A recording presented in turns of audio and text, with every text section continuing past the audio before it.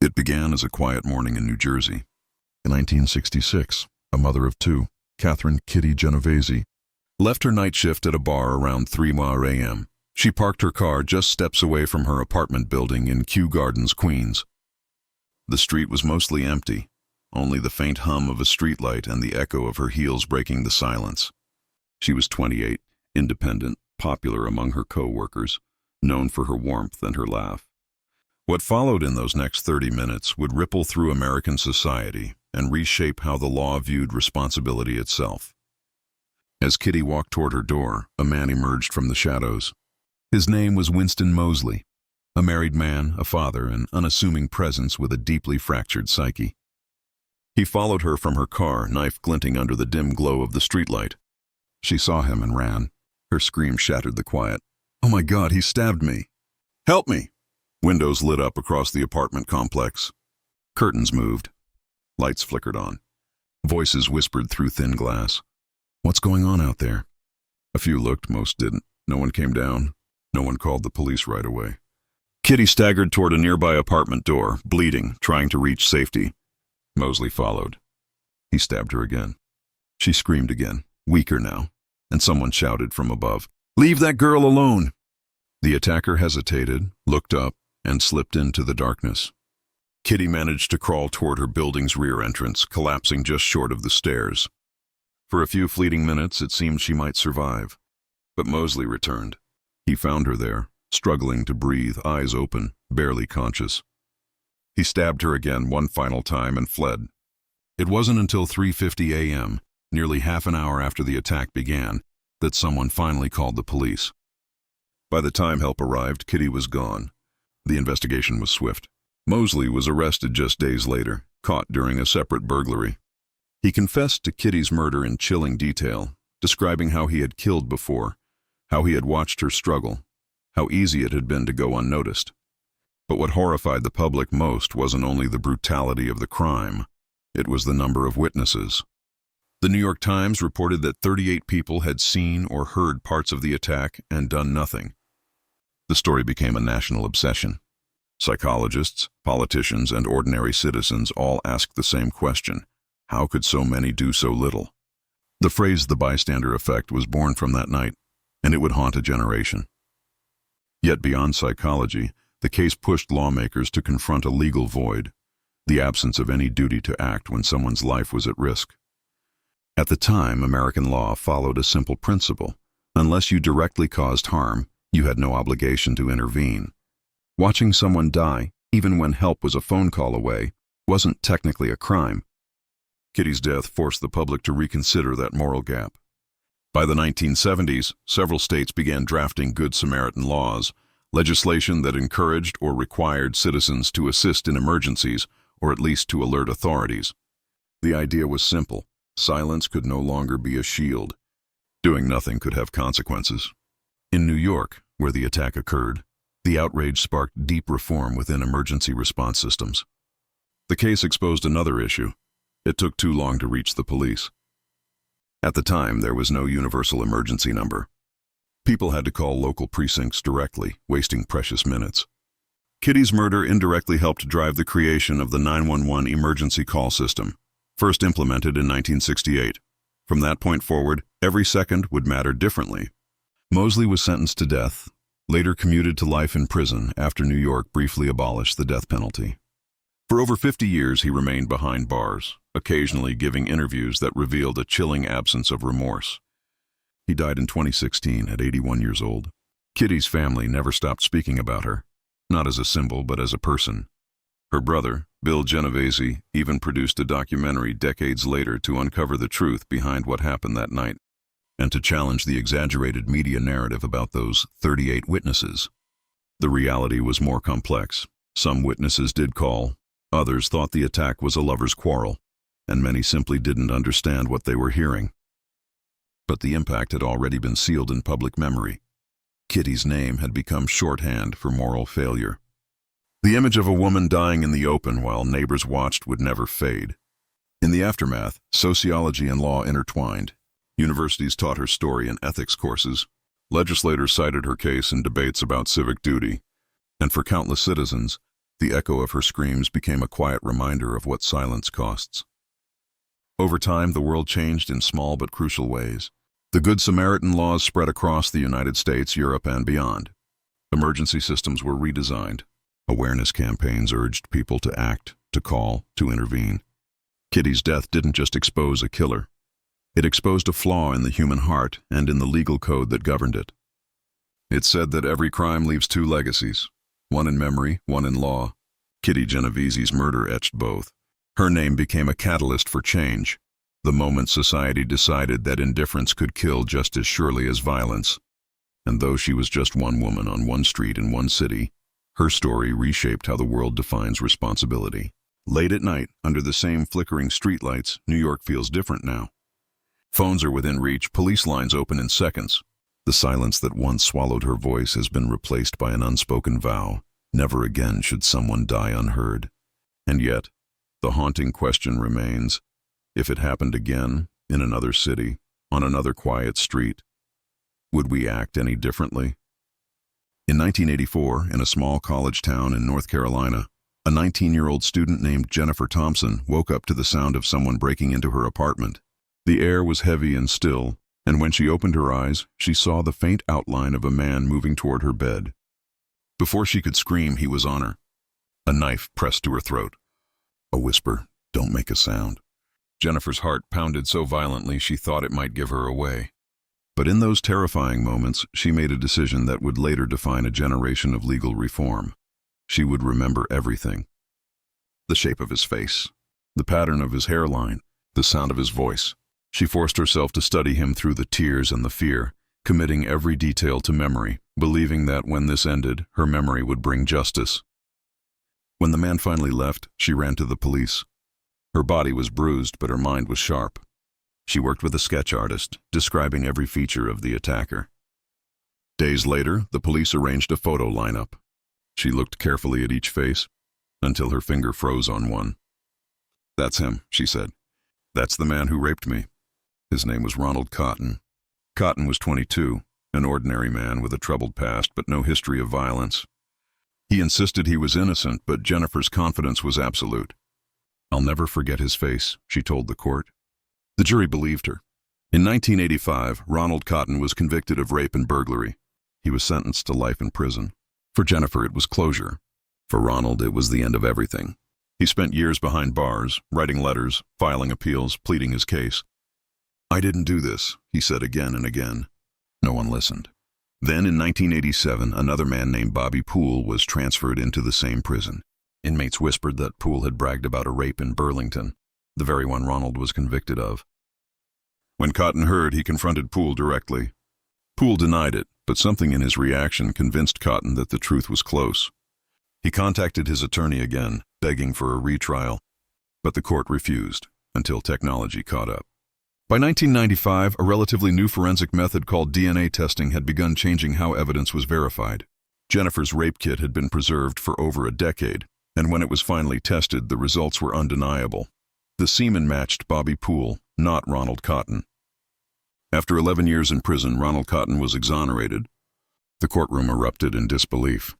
Jennifer, now in her 30s, was forced to face a devastating truth. The man she had so confidently identified, the man she swore had attacked her, was innocent. When Jennifer met Ronald after his release, she broke down in tears. "If I could trade places with you, I would," she said. But Ronald, remarkably calm, forgave her. "I don't hate you," he said. "I just want you to have peace." Their story didn't end with that moment. Together, they began touring the country, speaking to universities, police academies, and lawmakers. Their message was simple but urgent. Memory is not infallible. The mind, under trauma, can create vivid but distorted images. Jennifer's certainty had been absolute, but it was wrong, and her mistake cost an innocent man more than a decade of his life. Their advocacy led to a nationwide reckoning in the legal system. Across the United States, state legislatures began reforming how eyewitness identifications were handled. Sequential lineups replaced simultaneous ones. Instead of showing witnesses all suspects at once, police presented them one at a time, reducing the pressure to choose. Officers were trained to give neutral instructions, to remind witnesses that the real perpetrator might not even be in the lineup. North Carolina became one of the first states to pass comprehensive reforms to eyewitness identification procedures. The ripple spread outward, through Illinois, New Jersey, California, and beyond. Courts began to view eyewitness evidence not as definitive truth, but as potentially unreliable, shaped by fear and memory's fragile reconstruction. Jennifer's and Ronald's story became a landmark case in the innocence movement, a wave of legal advocacy dedicated to freeing the wrongly convicted through DNA evidence. As of today, more than 375 people in the United States have been exonerated by DNA testing, and in roughly 70% of those cases, the wrongful conviction involved eyewitness misidentification. Ronald and Jennifer later co-authored a book titled Picking Cotton. It wasn't just about their ordeal. It was about the human tendency to believe our own memories, even when they betray us. They appeared together before Congress, urging lawmakers to consider safeguards that would protect both victims and the accused. Their bond, once formed from tragedy, became a model of forgiveness and transformation. But beneath the legal victories and the public speeches lay something quieter, more haunting. Jennifer still carried the memories of that night, the terror, the sense of helplessness.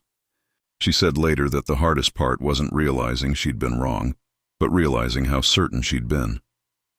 "I would have testified to my dying day," she said. "I would have sent him to the electric chair. And I would have been wrong." Ronald never regained those 11 years. He never got to see his 20s outside of prison walls. Yet, when he spoke about what happened, he rarely mentioned anger. "The system failed both of us," he said. "It failed her because it made her believe her memory was enough. It failed me because it let that belief destroy my life." Their story became required reading in criminal justice and psychology programs. It reshaped how juries and judges interpret testimony, how police conduct lineups, and how lawyers cross-examine witnesses. One woman's error, one man's lost decade. Together, they rewrote the limits of what truth means in a courtroom. Their story didn't just change laws, it changed how justice itself is understood. And now, every time a police officer stands before a witness and says, "Take your time, the real suspect may not be here," that small moment of caution is a legacy of what happened in that North Carolina apartment. Decades ago, when a frightened 19-year-old tried her best to remember a face, and the law learned that memory, no matter how certain, can be wrong. In 1983, in the small Texas town of Corsicana, Cameron Todd Willingham woke to the sound of his baby's cries and the faint crackle of flames. It was just before Christmas. The air smelled of smoke. Within seconds, fire began devouring the walls of the modest frame house he shared with his wife, Stacy, and their 3 young children, Amber, Carmen, and Cameron Jr. He screamed for them. Flames surged through the hallway, blocking his path. Neighbors later said they saw him outside, shirtless, frantically trying to break windows, his voice hoarse from screaming his children's names. By the time firefighters arrived, the house was already collapsing. The children were gone, trapped inside. The town mourned. But as the ashes cooled, questions began to rise. Investigators examined the ruins and quickly concluded the fire had been intentionally set. They pointed to puddle-shaped burn patterns on the floor, claiming these were signs of accelerant. They said they found a melted aluminum threshold, evidence, they claimed, of extreme temperatures caused by gasoline. Within days, Willingham, who had a history of minor trouble and tattoos that investigators thought signified violence, was arrested for arson and triple homicide. The community turned on him. Newspapers branded him a monster. The prosecution painted him as a cold-blooded killer who murdered his own children to escape responsibility. His tattoos, his rock music, his temper, all became symbols of guilt. At trial, the state's fire investigators testified with absolute certainty. The burn patterns, the cracked glass, the color of the smoke, all, they said, proved arson. A jailhouse informant claimed Willingham had confessed to him, though no recording or corroboration existed. The jury took barely an hour to convict. In 1992, Cameron Todd Willingham was sentenced to death. From his cell on death row, Willingham maintained his innocence. He wrote letters. He told anyone who would listen that the fire had been an accident. But few believed him. To the public, he was the face of pure evil, a father who had murdered his own children. Years passed. Then, in 2004, just weeks before his scheduled execution, the Chicago Tribune published an investigation challenging the forensic evidence used against him. Independent experts, modern fire scientists, reviewed the case and found the original conclusions deeply flawed. Those puddle burn marks? They weren't proof of accelerant at all. Modern fire behavior research had shown that such patterns could be caused by flashover, the point when a fire becomes so hot it engulfs a room entirely, burning everything evenly. The melted aluminum threshold, once seen as a smoking gun, was easily explained by ordinary fire temperatures. In short, nearly every piece of so-called arson evidence was scientifically invalid. The fire, they concluded, was likely accidental, a tragic, fast-moving blaze that had consumed the home before anyone could react. The new findings reached Texas Governor Rick Perry's office just days before Willingham's execution. But the appeal was denied. On February 17, 2004, Cameron Todd Willingham was executed by lethal injection. His final words were simple: "I am an innocent man, convicted of a crime I did not commit." After his death, the evidence continued to unravel. The jailhouse informant recanted, admitting he'd lied for a reduced sentence. Fire investigation standards were rewritten across the country. What had once been treated as irrefutable science was now recognized as folklore. Outdated myths passed down through generations of investigators. The case forced a painful reckoning. In 2009, the Texas Forensic Science Commission conducted a comprehensive review of the Willingham investigation.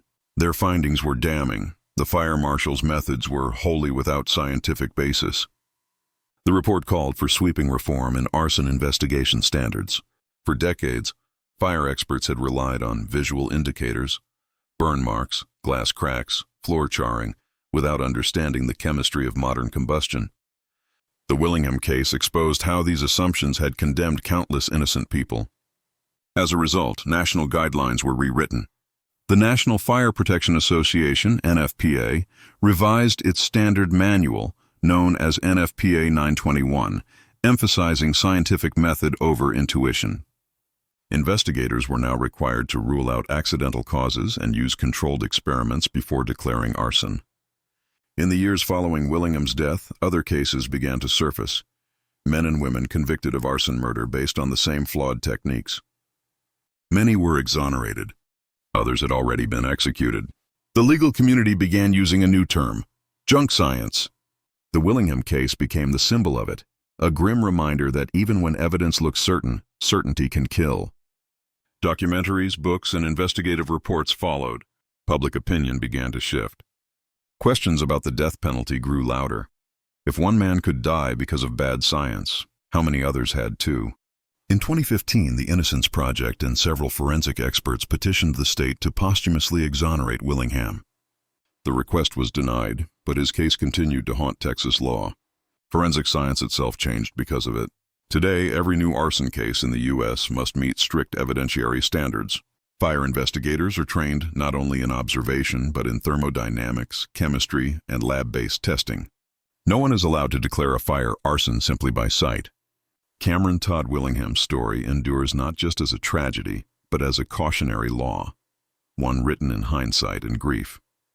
His name is now spoken in legal seminars and ethics courses, not as a criminal, but as a case study in how conviction and confidence can override truth. Outside the prison where he was executed, protesters still gather each year on the anniversary of his death. Some hold candles. Others hold signs that read, "Science Matters." Among them are young fire investigators, people who grew up reading about Willingham, who entered the field determined never to repeat its mistakes. The three small children lost in that fire, Amber, Carmen, and Cameron Jr., remain at the heart of every discussion. Their deaths were real, their loss irreversible. But their father's case changed the laws meant to protect both the innocent and the dead. In the years since, every courtroom that examines forensic evidence carries a quiet echo of Corsicana, the sound of flames, the rush of certainty, the silence that follows when a man says he didn't do it, and the law finally learns to listen to the science that could have saved him. In the summer of 1993 in Memphis, Tennessee, 3 8-year-old boys, Stevie Branch, Michael Moore, and Christopher Byers, disappeared after riding their bikes together through their quiet suburban neighborhood. By nightfall, their parents had called the police, their names echoing across the wooded area known as Robin Hood Hills. The next afternoon, searchers found their bodies submerged in a muddy drainage ditch. Bound with shoelaces, beaten and stripped, the boys' deaths sent shockwaves through the small Bible Belt town. The crime scene was brutal, incomprehensible. Police described it as the work of someone evil. The public, desperate for answers, demanded a suspect. In the absence of clarity, fear took root. This was the early 1990s, when stories of satanic cults and ritual sacrifices filled evening news cycles. Memphis was no exception. Within days, whispers began. This had to be the work of the devil. Attention quickly turned to three local teenagers, Damian Eccles, Jason Baldwin, and Jesse Miskelly. They were outsiders, dressed in black, listened to Metallica, and read Stephen King novels. Eccles, in particular, fascinated detectives. Dark-haired, intelligent, brooding, and unafraid to say he studied witchcraft. In the panic that followed, that was all it took. Police brought in Jesse Miskelly first, a 17-year-old with an IQ of 72. After hours of intense, unrecorded interrogation, Jesse confessed, naming Damian and Jason as his accomplices. But his confession didn't match the evidence. The timeline was impossible, details inconsistent, yet it didn't matter. The words satanic ritual murder gripped the town. In 1994, the three were put on trial as the West Memphis Three. Prosecutors told the jury the boys had been murdered in a ritual sacrifice. Their evidence was largely circumstantial. Black clothing, drawings, and a few heavy metal lyrics misinterpreted as confessions of guilt. They brought in a so-called occult expert who testified that the murders bore signs of satanic worship. When asked for proof, he cited the number of wounds and the full moon that night. It was enough. The verdict came swiftly. Jesse Miskelly and Jason Baldwin were sentenced to life in prison. Damian Eccles, the oldest, was sentenced to death. Years turned into decades. From behind bars, the three men maintained their innocence. New witnesses recanted their statements. The physical evidence, what little there was, began to crumble under scrutiny. But for the families of the victims, hope and horror existed side by side. The case had torn the community apart, half convinced of guilt, half of a terrible mistake. Then in 1996, something remarkable happened. Two filmmakers, Joe Berlinger and Bruce Sinofsky, released a documentary titled Paradise Lost: The Child Murders at Robin Hood Hills. It presented the trial footage, the interrogations, and the cultural hysteria in stark detail. Viewers saw the contradictions, the flimsy evidence, and the way fear had driven the entire prosecution. The documentary sparked national outrage. Legal experts, musicians, and ordinary citizens began demanding a new investigation. Among them were high-profile supporters like Eddie Vedder and Johnny Depp, who raised money for DNA testing. By the early 2000s, modern forensic science had advanced enough to re-examine the evidence. The results stunned everyone. Not a single piece of DNA from the crime scene matched any of the three convicted men. The tide began to turn. Legal teams uncovered evidence of coercion, improper jury conduct, and forensic misinterpretations. The supposed satanic ritual wounds were revealed to be animal predation from the ditch's natural wildlife. The case that had once symbolized evil now stood as a testament to hysteria and human error. But the justice system moved slowly. For years, the courts refused to overturn the convictions, insisting that the confessions and circumstantial links were still valid. Damian Eccles, from death row, began writing letters that would later form his memoir, Life After Death. In them, he described the sound of the electric doors closing, the smell of the concrete, the passing of time measured not in days but in appeals denied. Finally, in August 2011, after 18 years of imprisonment, the West Memphis Three were offered a deal. It was called an Alford plea. They could plead guilty while maintaining innocence, acknowledging that the prosecution had enough evidence to convict, but without admitting to the crime. It was a compromise, freedom, but not exoneration. All three accepted. They walked out of prison that day, free men, but still marked in the eyes of the law. Their release reignited public fury. Why couldn't the state simply admit it had been wrong? Why must innocence come at the price of guilt? The controversy led to widespread debate over coerced confessions, unreliable expert testimony, and the influence of mass panic in criminal trials. In the aftermath, laws across multiple states began tightening standards for interrogations. Recorded confessions became mandatory in many jurisdictions. Courts became more cautious in admitting expert witnesses without verifiable scientific grounding. Training programs for law enforcement introduced new modules on confirmation bias, how investigators can unknowingly shape their conclusions to fit what they believe. The West Memphis 3 case didn't just expose one wrongful conviction, it exposed how easily a frightened community, given a little superstition and a convenient suspect, could destroy young lives. In the years since their release, Damien Echols has dedicated his life to criminal justice reform, speaking out about prison conditions and the fragility of truth in American courts. Jason Baldwin founded a nonprofit to help other wrongfully convicted individuals. Jesse Miskelly retreated from the public eye, weary from the weight of it all. The parents of the murdered boys never stopped grieving. Their pain was real, their loss irreversible. Yet many of them, too, came to question the justice they'd once celebrated. If they didn't do it, one mother said quietly, then who did? No one has ever been charged again. The true killer, or killers, remain unknown. But the legacy of the case endures. The phrase moral panic entered legal discourse. Satanic ritual abuse as a prosecutorial theory was effectively discredited in courts nationwide. Law schools teach West Memphis 3 as a cautionary example of fear overpowering reason. 3 dead children, 3 condemned teenagers. One town search for meaning that spiraled into madness. And out of it all, new safeguards. Laws built not from vengeance, but from the hard-earned humility of getting it wrong. Because in Memphis, in 1993, a single lie wrapped in hysteria destroyed nearly 2 decades of 3 innocent lives. And the law, in its slow evolution, finally learned to ask not what seems true, but what can actually be proven. In March of 1989, in a quiet suburb of Milwaukee, police officers entered the home of Stephen Avery, a local auto salvage yard worker with a reputation for being rough around the edges, but largely harmless. They weren't there to arrest him that day, not yet. But within months, Avery's name would become the center of one of the most influential wrongful conviction cases in American history, one that would rewrite how the justice system handles forensic evidence and official misconduct. It started with a woman's scream. On July 29, 1985, a 36-year-old woman named Penny Burnson was jogging along Lake Michigan when a man attacked her. He beat her, dragged her into the dunes, and assaulted her. She survived, but barely. When she was found, bruised and bloodied, she told the police she remembered her attacker's face clearly. Light-colored eyes, a scruffy beard, medium build. Within hours, detectives zeroed in on a suspect, Stephen Avery. He lived just a few miles away, had a prior record for minor crimes, and vaguely fit the description. Police showed Penny a photo lineup. She pointed to Avery without hesitation. "That's him," she said. From there, the case wrote itself.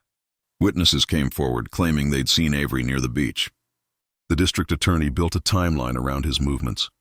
The evidence was thin, but it felt enough. The victim was certain, and certainty carries power in a courtroom. Avery pleaded innocence. "I didn't touch her," he told anyone who would listen. But in 1985, in Manitowoc County, Wisconsin, his voice carried little weight. The jury deliberated for 4 hours before returning a guilty verdict. Stephen Avery was sentenced to 32 years in prison for sexual assault and attempted murder. He served 18. During those years, he missed his children growing up. His marriage fell apart, and his parents aged before his eyes through glass. He spent most of his time in the prison library, filing appeals, studying law, writing letters to innocence organizations. He insisted that the system had made a mistake. No one listened. Then, in 2002, a new DNA technology, far more sensitive than what existed in the 1980s, was used to test the biological evidence from Penny's assault. The results came back conclusive. The DNA didn't belong to Stephen Avery. It matched another man, Gregory Allen, a known serial offender who had been arrested for a similar assault not long after Avery's conviction.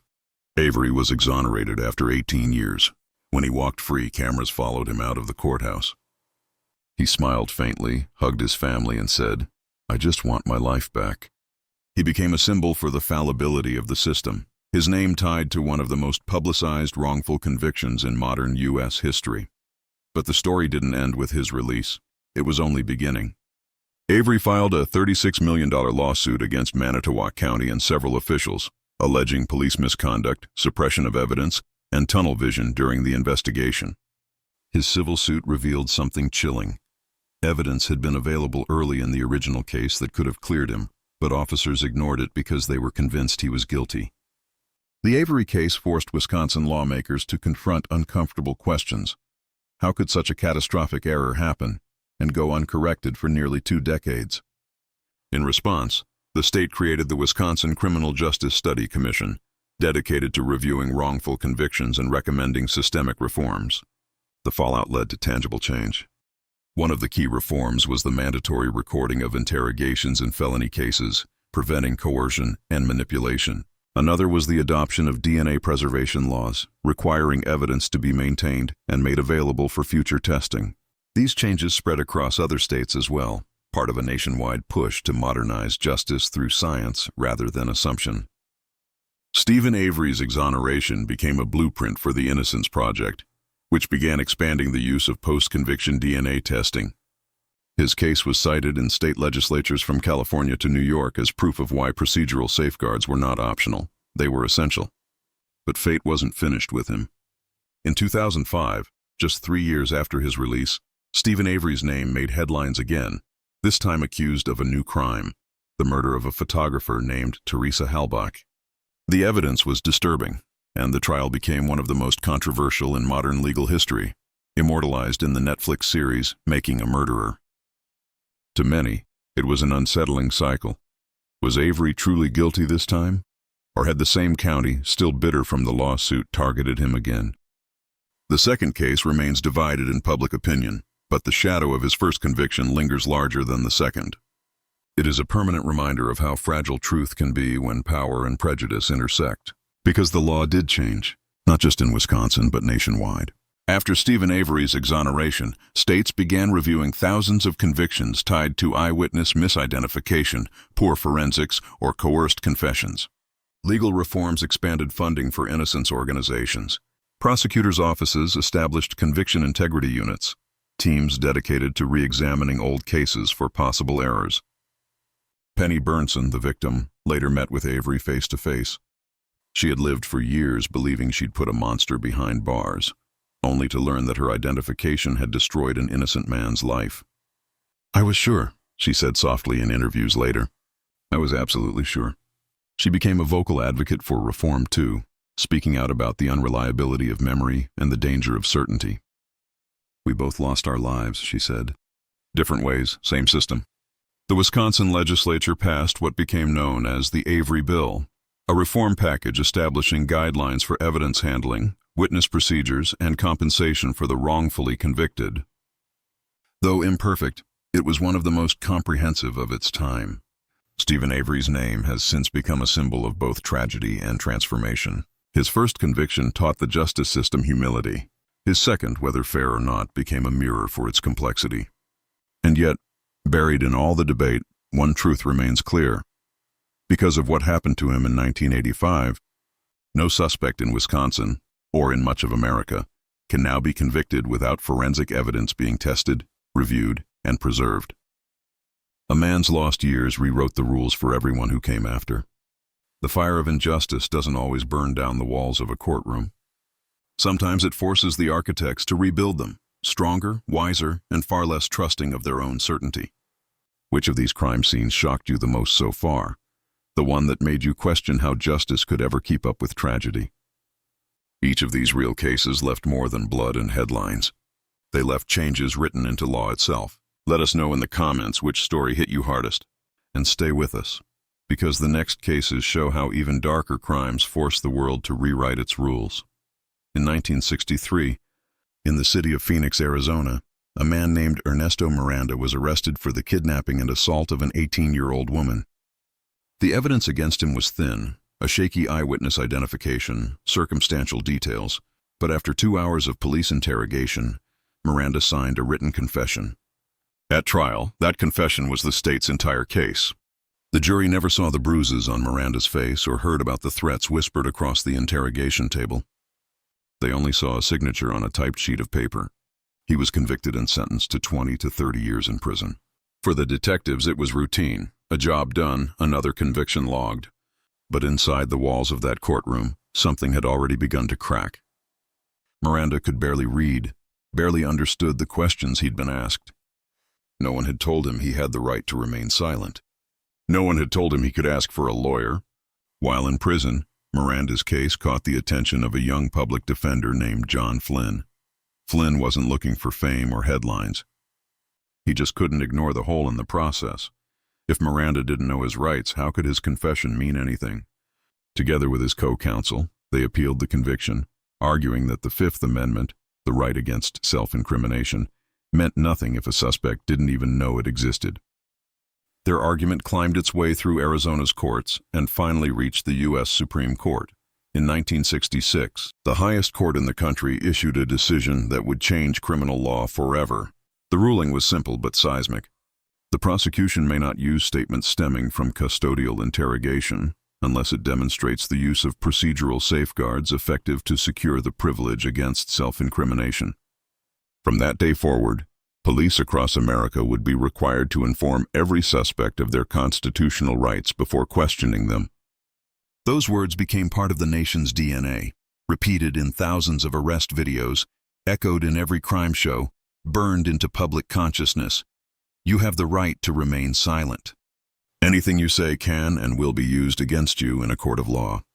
You have the right to an attorney. If you cannot afford one, one will be appointed for you. They became known as the Miranda Rights. What few people remember is that Ernesto Miranda himself didn't live long enough to see his name turned into law.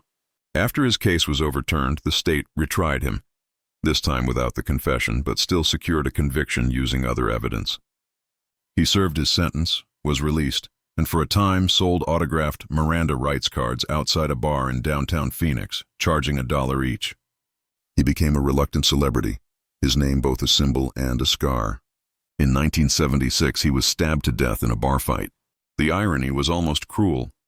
The suspect arrested for his murder was read his Miranda rights on the spot and later released for lack of evidence. But the world kept turning on what his name had forced the system to confront. Before Miranda, confessions were often extracted by exhaustion, manipulation, or violence. Police would isolate suspects for hours, wear them down, and present their broken words as proof of guilt. The courtroom trusted the officers implicitly. After Miranda, that trust had limits. Every interrogation had to begin with transparency. Every confession had to pass the test of informed consent. The decision didn't stop police abuse overnight, but it gave defense attorneys a tool that had never existed before: the ability to challenge coercion as a matter of law. It drew a visible line between justice and confession by convenience. And for the first time, ordinary citizens understood that silence could be power, that saying nothing was sometimes the only way to protect oneself from the machinery of the state. The ripple effect was enormous. Law schools rewrote their curricula. Police academies across the country began mandatory training on constitutional procedure. Courts developed strict rules for when and how the rights had to be delivered. Timing, language, even tone could determine the fate of a case. Some critics said the decision would make it impossible to solve crimes. They warned that Miranda would let the guilty go free. But history told another story. It forced the justice system to grow up. It shifted the balance slightly, just slightly, back toward the people, reminding the law that it existed to protect, not just to punish. 50 years later, the words still echo in every patrol car, every interrogation room, every television screen. They are recited like ritual, almost mechanical, but behind them lives a very real history of fear, injustice, and one man's confusion in a windowless room in 1963. Ernesto Miranda was not a saint. His record was far from clean. But the Constitution doesn't require sainthood to deserve protection. The rights that bear his name became the invisible armor every person wears the moment handcuffs close around their wrists. And that is why his case, his small, desperate plea for understanding, became one of the few in history that did not just change a sentence, or a verdict, or a man's fate. It changed the rules of the game itself, because sometimes the law doesn't evolve through the righteous or the powerful. Sometimes it changes because one frightened man in a gray room didn't know he was allowed to stay silent. In 1989, a quiet suburb of New Jersey was shaken by a case that would redefine how the justice system treated scientific evidence. The victim was a 19-year-old college student named Helena Greenwood, a promising biochemist whose life was cut short in her own backyard. She had been assaulted and strangled just steps from her back door. The investigation quickly zeroed in on a man named David Phillips, a former co-worker who had once been accused of harassing Helena at her previous job. But back then, the case against him had fallen apart. There were no fingerprints, no witnesses, no confession, just suspicion. And suspicion, as the courts reminded investigators, was never enough. In 1985, Helena had testified against Phillips in a workplace harassment hearing. Months later, she was dead. Detectives were sure the connection wasn't coincidence.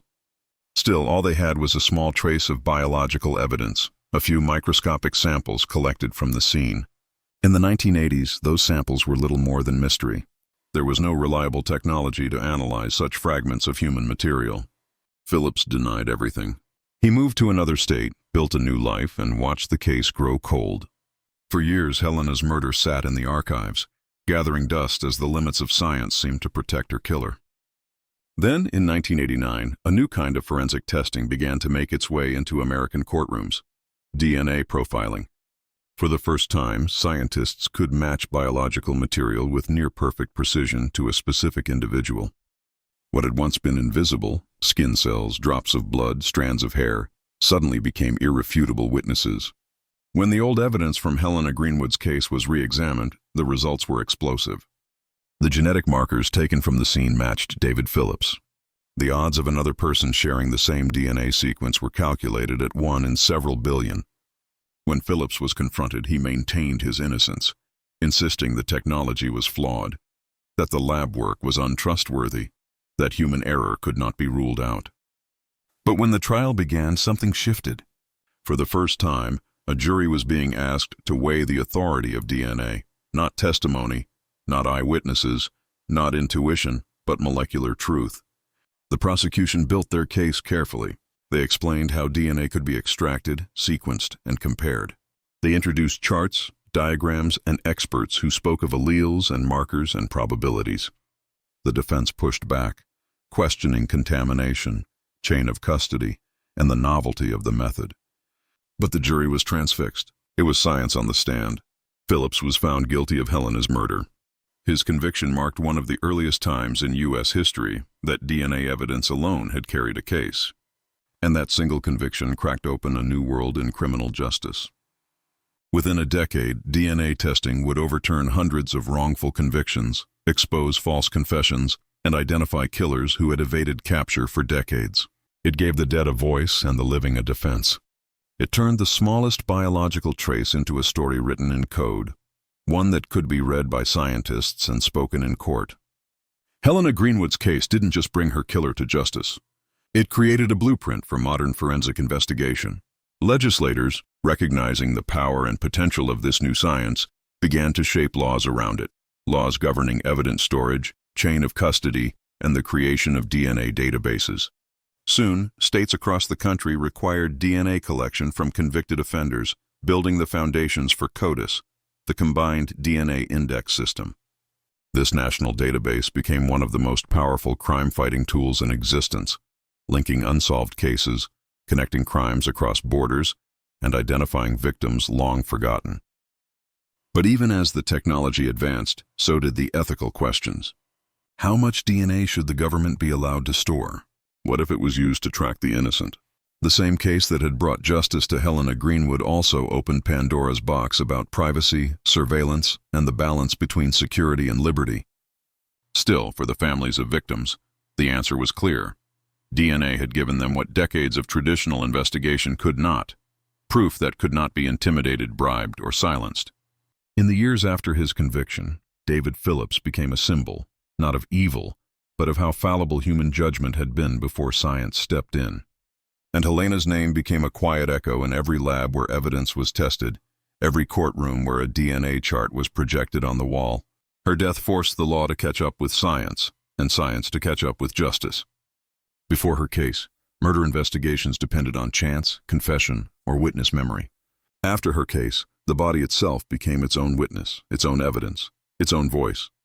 Helena Greenwood never lived to see her own vindication, but her case stands as a reminder. Sometimes it isn't the detectives or the juries that change the law.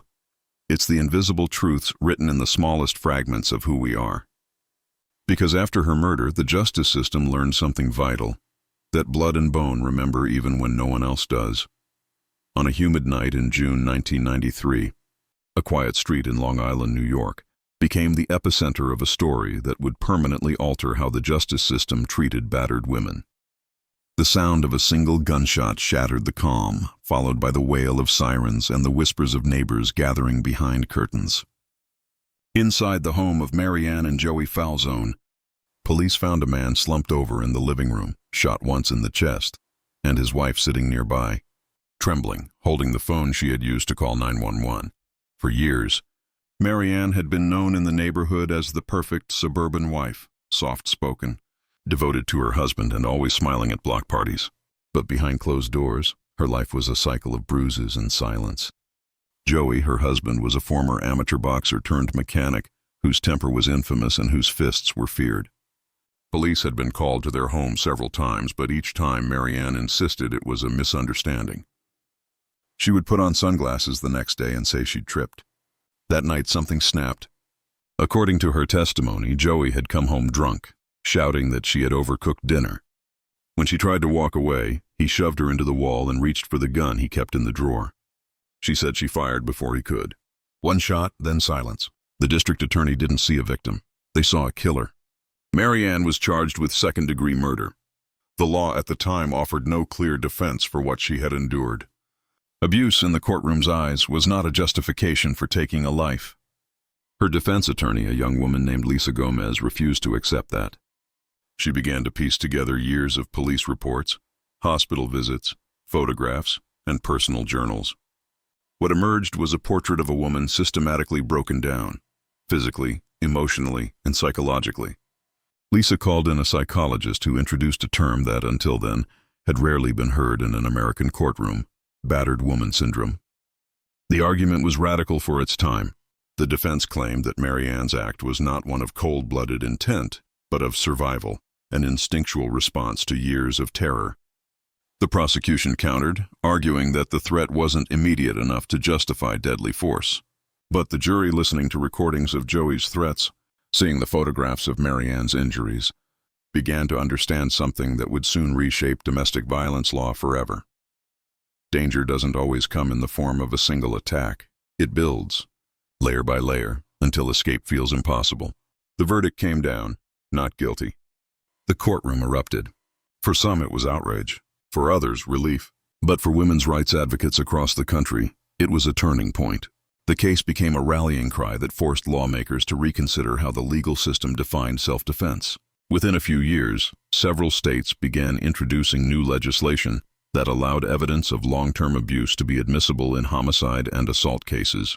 The courts recognized that self-defense didn't have to mean reacting to an immediate, visible attack. It could also mean responding to years of violence that created a perpetual state of threat. Battered woman syndrome became more than a psychological term. It became a legal precedent.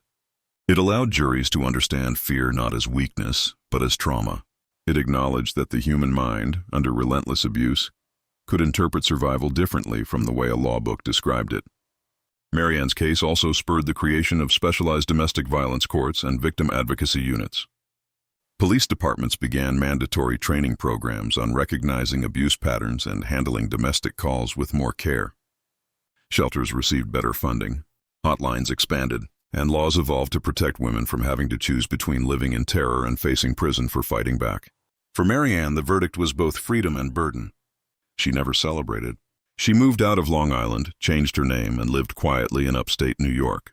Reporters tried to find her for years, but she stayed hidden.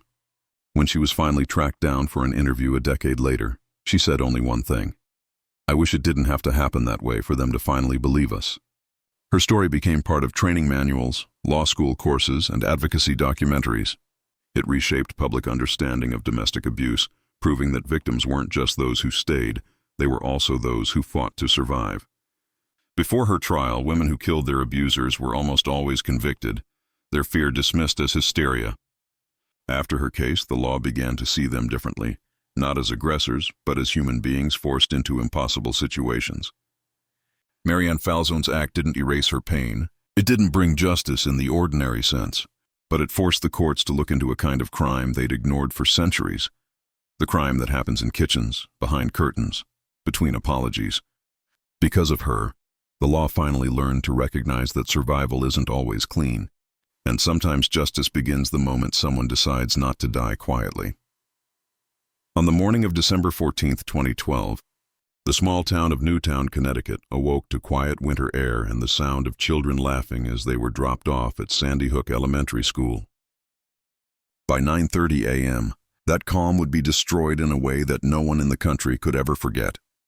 A 20-year-old man named Adam Lanza forced his way into the school, armed with a semi-automatic rifle and hundreds of rounds of ammunition.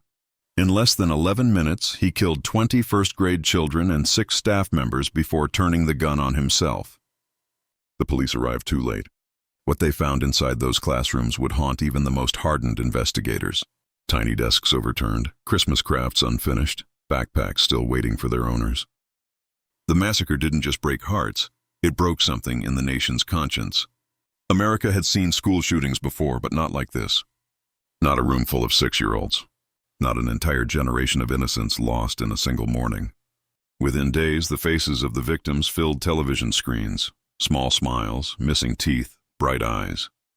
Their names were read aloud in vigils, in churches, in Congress. And as the grief spread, so did a single urgent question. How could this happen? The answer wasn't simple. The shooter had obtained the weapons legally through his mother, who was a licensed gun owner. She had trained him in shooting for self-defense. She was his first victim. The rifle he used, a Bushmaster XM15E2S, was a civilian version of a military weapon designed for speed and lethality. The horror at Sandy Hook forced a reckoning. Parents of the victims, especially a group led by Nicole Hockley and Mark Barden, refused to let their children's deaths become another headline in an endless cycle. They founded Sandy Hook Promise, an organization dedicated to gun violence prevention and mental health awareness. But their grief carried them even further, into courtrooms and legislative halls. The most groundbreaking moment came years later, not in a federal gun control bill, but in a civil lawsuit. The families of several victims sued Remington Arms, the manufacturer of the weapon used in the massacre. It was an unprecedented move. For decades, gun manufacturers had been shielded by the Protection of Lawful Commerce in Arms Act, PLCAA, a federal law that made it nearly impossible to hold them liable for crimes committed with their products. But the Sandy Hook families found a narrow path through. They argued that Remington's marketing violated state consumer protection laws by promoting the rifle with militaristic, combat-style advertisements that appealed to unstable young men. Their legal team uncovered chilling slogans used by Remington. Consider your man card reissued. Forces of opposition bow down. These ads weren't about hunting or sport. They were about domination. The lawsuit faced years of challenges, but in 2022, after nearly a decade of relentless pursuit, Remington's insurers agreed to a $73 million settlement, the first time in U.S. history a gun manufacturer had been held financially accountable for a mass shooting. It didn't bring the children back, but it cracked open a door that had been sealed shut for generations. The case set a precedent that companies could no longer advertise weapons in ways that glorified violence or targeted vulnerable individuals. More importantly, it showed other victims' families that accountability didn't have to stop with the shooter. In the years that followed, several states passed new laws inspired by Sandy Hook's aftermath. Connecticut and New York strengthened consumer protection laws to explicitly include firearms. Others introduced red flag laws, allowing courts to temporarily remove guns from individuals deemed a threat to themselves or others. The conversation shifted from the impossibility of preventing every tragedy to the responsibility of those who profit from tools of destruction. For the parents, though, every step of progress came with pain. Each courtroom visit, each policy victory, was a reminder of the empty bedrooms waiting at home. But they continued, believing that every change, no matter how small, might save another child, another classroom. The image of Sandy Hook's aftermath, the line of children being led out of the school, hands on each other's shoulders, eyes wide with shock, became a national wound. Politicians invoked it in speeches, activists carried it on banners, and parents whispered it as both prayer and warning. It forced America to confront not just its gun laws, but its moral thresholds. Before that morning, lawsuits against gun makers were dismissed as impossible. After that morning, impossible didn't exist anymore. The law didn't change overnight, but the mindset did. And that shift, born from unbearable loss, began to ripple outward. The Sandy Hook parents turned their grief into movement, their pain into precedent. They showed that even in the shadow of unspeakable horror there can still be light, the kind that reveals what the law had refused to see. Because in the end, what they proved wasn't just that a company could be held accountable. They proved that a nation could no longer afford to look away. It began on a quiet August morning in 1989, when a call came into the Cleveland police about a man found hanging from the basement ceiling of his home. The man was Joseph Callinger, a middle-aged handyman known to his neighbors as quiet, odd, but polite. The name didn't spark fear then, not yet. It would take months before the full scope of what Joseph and his son had done would be revealed. And years before the legal system realized that the loopholes his case exposed had allowed a trail of preventable crimes to unfold. Callinger's story wasn't that of a single act of violence, but a system failing over and over again until tragedy became inevitable. His crimes began years earlier in the early 1970s, when social services had already flagged him multiple times for abuse and erratic behavior. Foster children under his care complained of strange punishments, locked rooms, starvation, even being forced to kneel on pencils for hours. But each time authorities looked the other way. In 1974, police connected Callinger and his teenage son, Michael, to a string of burglaries across Pennsylvania and New Jersey. Their pattern was cruel.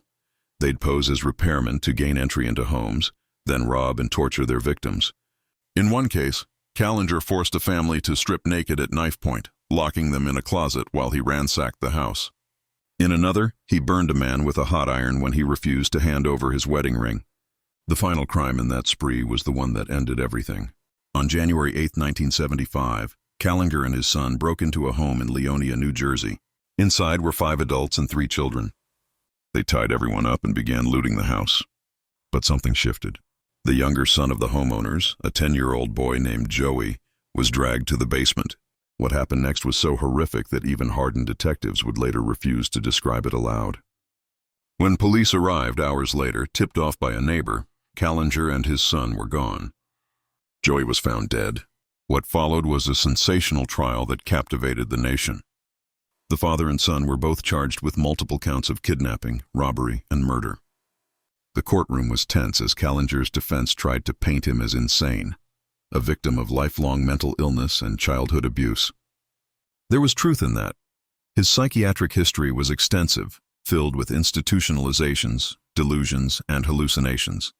But his crimes were deliberate, planned, and brutal.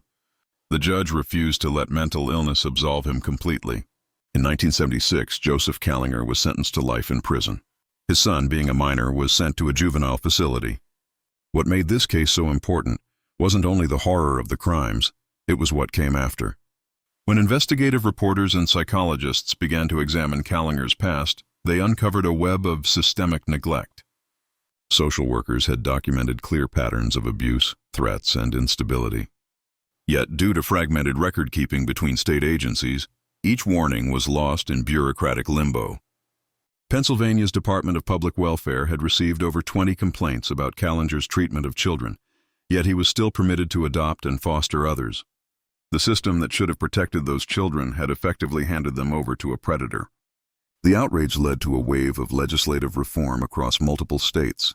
By 1980, Pennsylvania and New Jersey both enacted mandatory cross-agency reporting laws, requiring child protective services, law enforcement, and mental health institutions to share case data on individuals under investigation for abuse or neglect.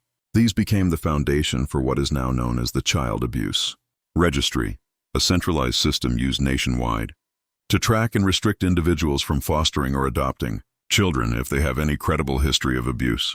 It's a law born directly out of horror, meant to ensure that no paper trail of warnings ever goes unseen again. In prison, Joseph Callinger became a symbol of both evil and failure. Psychologists studied him, writing papers on his schizophrenia and violent delusions. Some described him as a product of neglect, others as the embodiment of cruelty.